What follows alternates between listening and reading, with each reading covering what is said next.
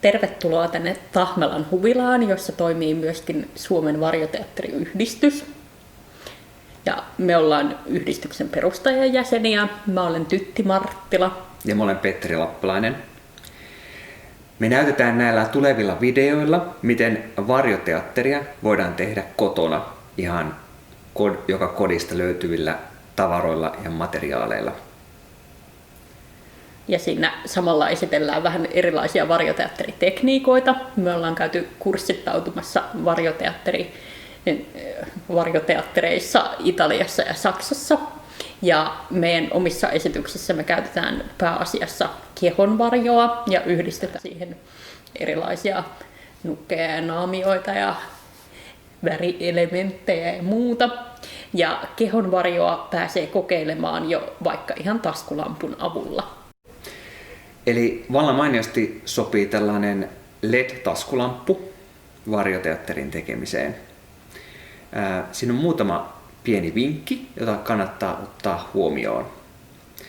Taskulampuissa on linssi edessä ja kannattaa valita sellainen taskari, jossa tämän linssin pystyy irrottamaan.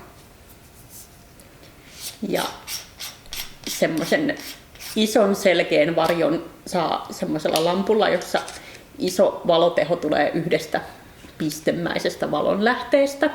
Että esimerkiksi tässä taskulampussa on yksi superledi.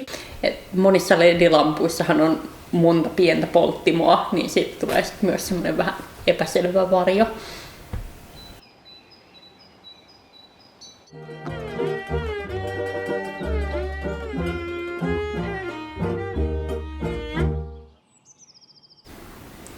Olemme nyt täällä huvilan yläkerrassa unelmointihuoneessa ja lähdetään tutkimaan erilaisia tapoja, joilla varjot saa liikkumaan.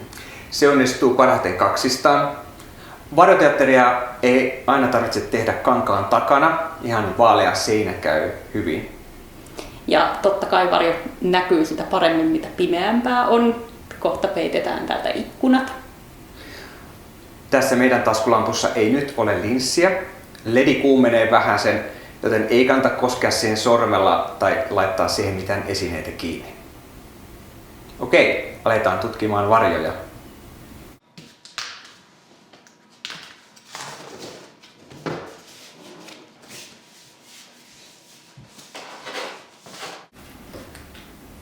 Ensin muista jättää etäisyyttä sinun ja seinän väliin, niin varjolla on enemmän liikkumatilaa.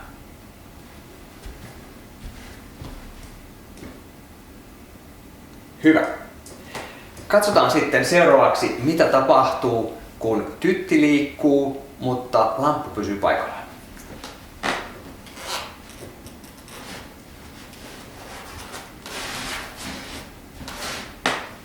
Selvä. Ja sitten kokeillaan, mitä tapahtuu, kun tytti on paikallaan ja lamppu liikkuu.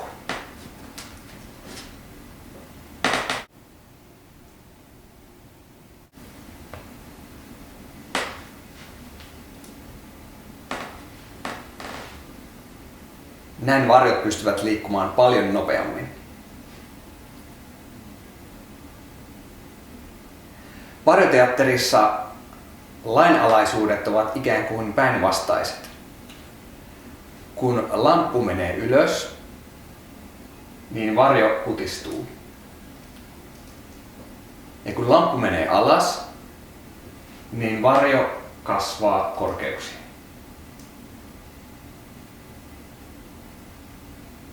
Myös, mitä lähemmäs menet seinää, sitä pienemmäksi varjosi kutistuu.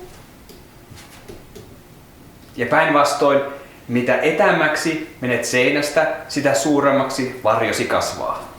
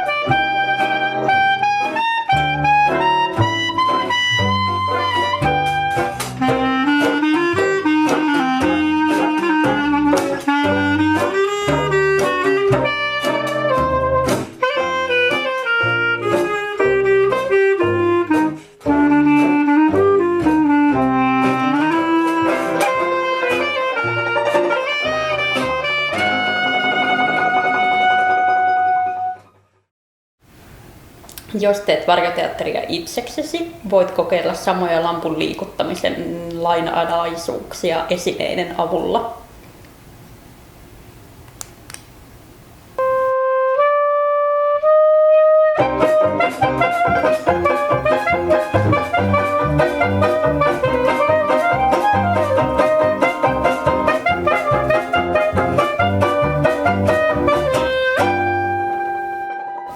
Kaikista valonlähteistä syntyy varjo. Voit kokeilla erilaisten lamppujen luomia erilaisia tunnelmia.